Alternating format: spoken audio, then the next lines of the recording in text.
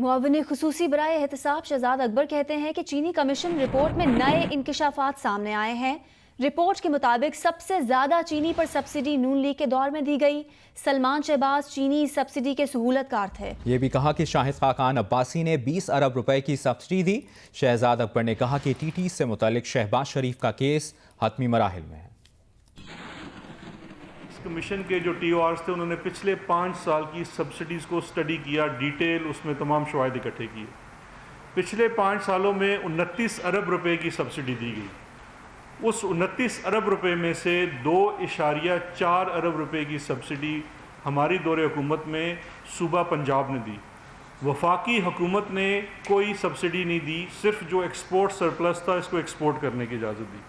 ये तकरीबन सिर्फ 3 साल ही बनते हैं। उसमें PMLN की गवर्नमेंट ने तकरीबन 26.6 अरब रुपए की सब्सिडी दी। ये कमीशन दोनों सब्सिडीज़ को जिस तरह से दी गई, जिन हालात में दी गई, उनको बयान करता है। टार्जन बन के शाहिद खाकान अब्बासी साहब कमीशन के सामने भी पेश हुए थे। उन्होंने 20 अरब रुपए की सब्सिडी दी।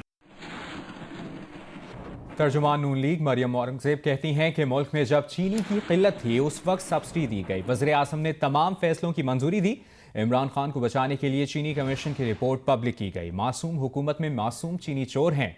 वज़ीर आला पंजाब उस्मान बुज़दार ने कमीशन को बताया कि उन्हें सब्सिडी देने वाला इजलास याद ही नहीं है। मरियम औरंगजेब ने कहा कि मासूम असद उमर ने बताया कि हमने फॉरेन एक्सचेंज कमाना था। कमीशन ने खुसरो बख्तियार और उनके भाई को क्यों नहीं बुलाया। अरबों रुपए करप्शन का इल्जाम लगाने वाले आज शहबाज शरीफ पर भैंसों का इल्जाम लगाने पर आ गए। लापता वजीर आज़म के नामालूम तर्जुमान सिर्फ PID में सर्कस करने के लिए रखे हुए हैं। मैं इंतज़ार कर रही थी कि शहजाद अकबर साहब जब प्रेस टॉक करेंगे तो वो ये बताएंगे कि आज वजीर आज़म पाकिस्तान जो कि लापता है, उनको नथिया गली से ढूंढ लिया गया है और वो इस्तीफ़ा दे रहे हैं क्योंकि उन्होंने जो काबीना में फ़ैसले किए और जो कमीशन रिपोर्ट चीनी की आई उसने उनको मुजरिम करार दिया है, क्योंकि काबीना को चेयर वज़ीर आज़म करता है और उनके फ़ैसलों की वजह से एक्सपोर्ट की इजाज़त दी गई जब मुल्क के अंदर चीनी की किल्लत थी। शाहिद खाकान अब्बासी साहब जब कमीशन के सामने पेश हुए, उन्होंने बताया कि सब्सिडी दी जाती है फॉरेन एक्सचेंज के लिए, लेकिन सब्सिडी पाकिस्तान मुस्लिम लीग नून ने उस वक़्त दी जब मुल्क के अंदर जो सप्लाई थी, जो चीनी की तादाद थी, वो डिमांड से कम थी। मुआविन खुसूसी बराए सियासी अबलाग शहबाज गिल ने मरियम औरंगजेब के बयान पर रद्द-ए-अमल देते हुए कहा कि नून लीग की क़यादत ने मुल्क की दौलत लूट कर लंदन में जो प्रॉपर्टी बनाई उसकी वापसी का इश्तिहार दें।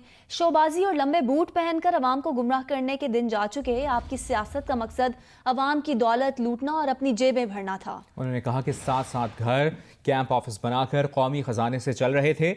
राना मशहूद जैसे वजीर माल इकट्ठा करके इनको पहुंचा रहे थे। इनकी फ्रस्ट्रेशन के पीछे बहुत लंबी कहानी है। मौजें लगी हुई थी, माल बन रहा था, टीटी लग रही थी। उन्होंने कहा कि बाप सब्सिडी दे रहा था, बेटे वसूल कर रहे थे।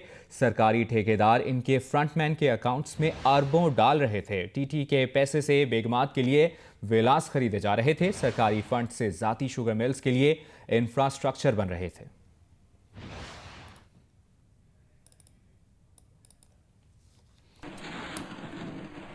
आगे बढ़ते हैं, आपको बताएं वज़ीर आज़म इमरान खान का कहना है कि हिंदुत्व के नजरिए पर कारबंद मोदी हुकूमत खित्ते और हमसायों के लिए खतरा बन रही है। नाज़ीज़म की तर्ज पर भारत तौसी पसंदाना पॉलिसीज़ पर कारबंद है। मोदी हुकूमत की गुरूर पर मबनी तौसी पसंद पॉलिसियाँ नाजी नजरियात के मुताबिक हैं। उन्होंने कहा कि मोदी हुकूमत खित्ते के अमन के लिए खतरा बन चुकी है। वज़ीर आज़म इमरान खान ने कहा कि बांग्लादेश भारत के सिटीजनशिप एक्ट से मुतासिर है।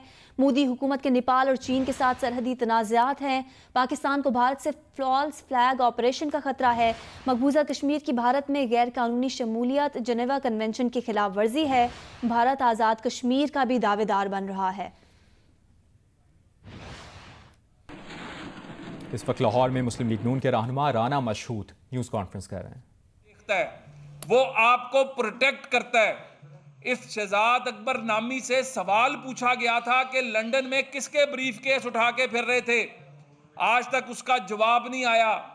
इस शहजाद अकबर नामी शख्स से यह पूछा गया कि सुप्रीम कोर्ट के फुल बेंच ने जो एसेट रिकवरी यूनिट को गैर कानूनी करार दिया, किस तरह उसके ऊपर जो खर्चा उतारा उसको आप किस तरह कानूनी डिक्लेयर करेंगे।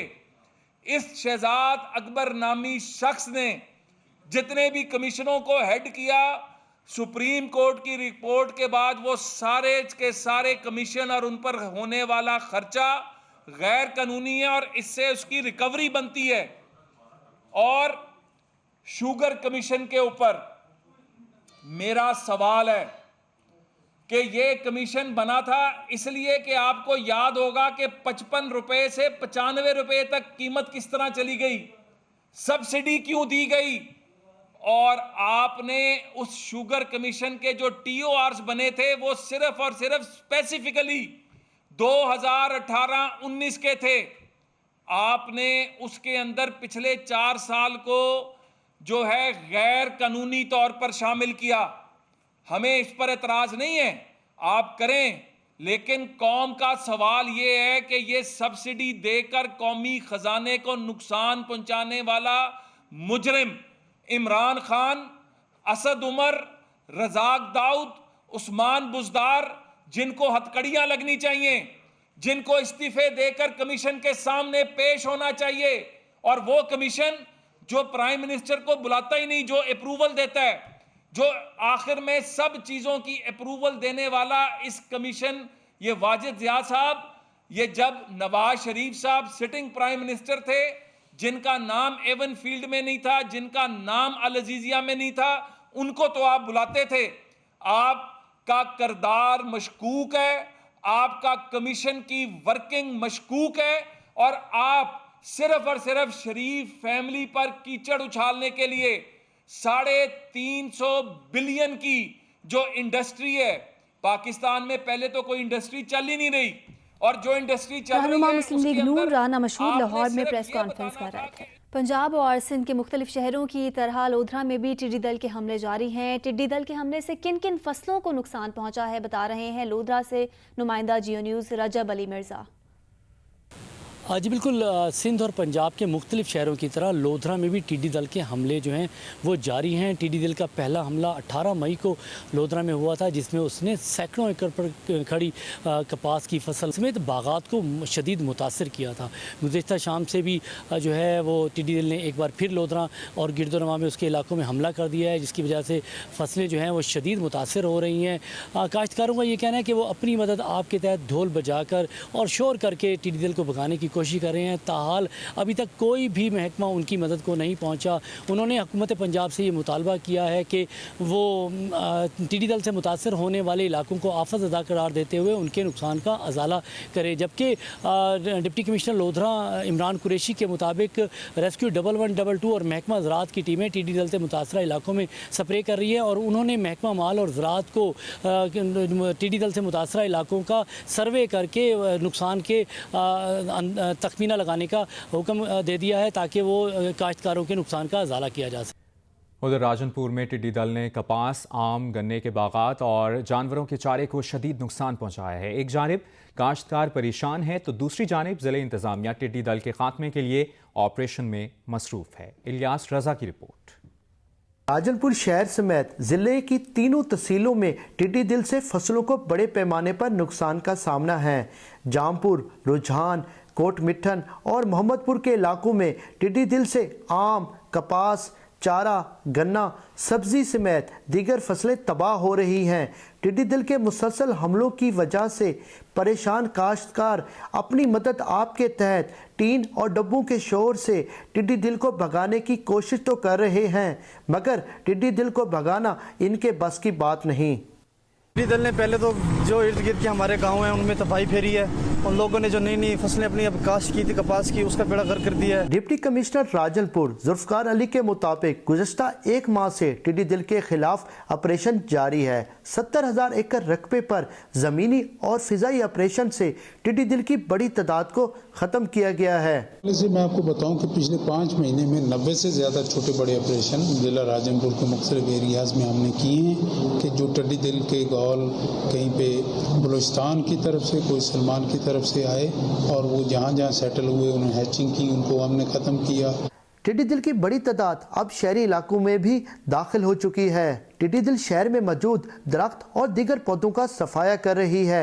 ज़राअत के माहिरीन का कहना है कि इस आफत से निपटने के लिए अगर संजीदा इक़दामात ना किए गए तो मुल्क की माशी हालात इंतहाई ख़राब हो सकते हैं। इलियास रज़ा, जियो न्यूज़, राजनपुर। इन दिनों लाहौर का मौसम इंतहाई गर्म है। ऐसे मौसम में नौजवान रुख करते हैं नहर का, जहां वो डुबकियां लगाकर गर्मी का तोड़ करते हैं। नहर पर नहाने पर पाबंदी आयद है। कोरोना वायरस के खदशात के बायस पुलिस ने इस पाबंदी पर सख्ती से अमल दरामद कराना शुरू कर दिया है। मजीद बता रही हैं नुमाइंदा जियो न्यूज़ नवीन अली। दीगर शहरों की तरह लाहौर का मौसम भी इस वक्त इंतहाई गर्म है और तेज़ धूप निकली हुई है। इस वक्त सूरज फुल जोबन पे है अपने। गर्मी बहुत ज़्यादा है, हवा का नामो निशान नहीं है। जो शहरी हैं, जो परिंदे हैं, वो इस गर्मी से बिलबिला उठे हैं क्योंकि ये गर्मी दिन ब दिन बढ़ती चली जा रही है। इस वक्त जो दर्जा रिकॉर्ड किया गया है वो तकरीबन 42 डिग्री सेंटीग्रेड है, जो कि 44 डिग्री सेंटीग्रेड तक जा सकता है। और ऐसी गर्म मौसम में, ऐसे तपश के मौसम में जो लाहौर के मनचले लड़के हैं वो ज़्यादातर रुख करते हैं लाहौर की नहर का, ठंडे पानी का।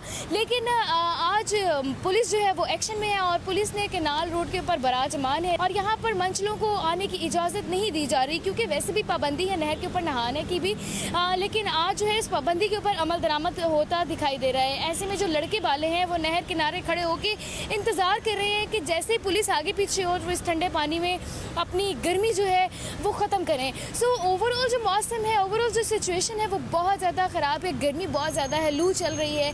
अगर आइंदा पेशेंट की बात करूँ तो महकमा मौसमियात के मुताबिक आइंदा 24 घंटों के दौरान लाहौर का मौसम यूं ही बरकरार रहने वाला है और गर्मी की शिद्दत में मज़ीद इजाफे का भी इम्कान जाहिर किया गया है। जी, गर्मी की शिद्दत बढ़ने के बायस फैसलाबाद में नौजवानों ने नहरों का रुख कर लिया है। मुख्तलिफ मकामात पर नहर के ठंडे ठंडे पानी में नौजवान डुबकियाँ और छलांगे लगाकर गर्मी दूर कर रहे हैं। मजीद बता रहे हैं हम्माद अहमद। फैसलाबाद में गर्मी की शिद्दत बढ़ने के साथ ही नौजवानों की बड़ी तादाद ने नहर का रुख कर लिया है।